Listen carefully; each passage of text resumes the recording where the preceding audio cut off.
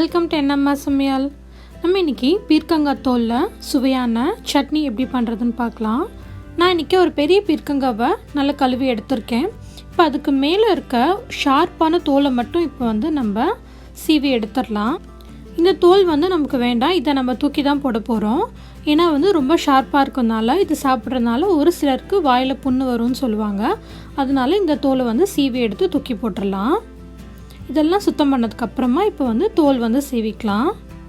இந்த மாதிரி ஸ்க்ரேப்பர் இல்லாட்டி நீங்கள் கத்தியில் கூட சன்னமாக சீவி எடுத்துக்கலாம்.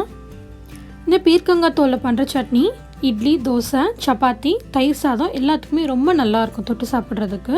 இப்போ தோலெல்லாம் சீவி எடுத்தாச்சு. இந்த பீர்க்கங்காயில் கடையல், கூட்டு இல்லாட்டி சாம்பார் வச்சுக்கலாம். நம்ம இப்போ ஒரு பேனில் 1 டேபிள் ஸ்பூன் எண்ணெய் சேர்த்துக்கலாம். இப்போ 1 டேபிள் ஸ்பூன் உளுத்தம்பருப்பு சேர்த்துக்கலாம். இதை கொஞ்சம் நேரத்துக்கு வறுத்துக்கலாம். இதோட 1 டீஸ்பூன் அளவுக்கு புளி சேர்த்துக்கலாம். கொட்டை இல்லாமல் பார்த்து சேர்த்துக்கோங்க. அதோட 4 பெரிய பல் பூண்டை நல்லா இந்த மாதிரி நீளமாக கட் பண்ணி சேர்த்துருக்கேன். அப்புறம் ஒரே ஒரு பெரிய பச்சை மிளகாய் சேர்த்துக்கலாம். உங்கள் காரத்துக்கு ஏற்ற மாதிரி நீங்கள் சேர்த்துக்கோங்க. உங்களுக்கு இன்னும் கொஞ்சம் காரம் வேணும்னா 2 பச்சை மிளகாய் சேர்த்துக்கோங்க. இப்போ இதெல்லாம் லைட்டாக வதங்கினதுக்கப்புறமா பீர்க்கங்காயோட தோல் சேர்த்துக்கலாம்.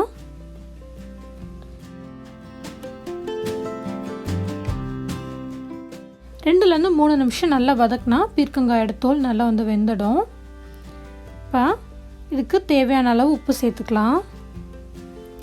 இப்போ 3 நிமிஷத்துக்கு நல்லா வதக்கிக்கலாம். இந்த பீர்க்கங்காயில் நிறைய நார் சத்து, அயன் இருக்கிறதுனால நம்ம உடம்புக்கு ரொம்ப நல்லது. அதே மாதிரி நம்மளோட உடம்புல இருக்க தேவையில்லாத கெட்ட கொழுப்புகள்லாம் குறையும். உடல் எடை குறைக்கணும்னு நினைக்கிறவங்க அடிக்கடி பீர்க்கங்காயை உங்கள் சாப்பாடில் சேர்த்துக்கிட்டா வேகமாக உடல் எடை குறையும். இப்போ பீர்க்கங்காய் தோல் நல்லா வதங்கிடுச்சு. இப்போ இதோட 1/2 கப் தேங்காய் சேர்த்துக்கலாம். தேங்காய் சேர்த்து ரொம்ப நேரம் வதக்கணும்னு அவசியம் இல்லை. எல்லாத்தையும் நல்லா கலந்து விட்டுட்டு அடுப்பு ஆஃப் பண்ணிவிடுங்க. உங்களுக்கு வேணும்னா நீங்கள் தேங்காயோட அளவை கொஞ்சம் கம்மி பண்ணிக்கலாம்.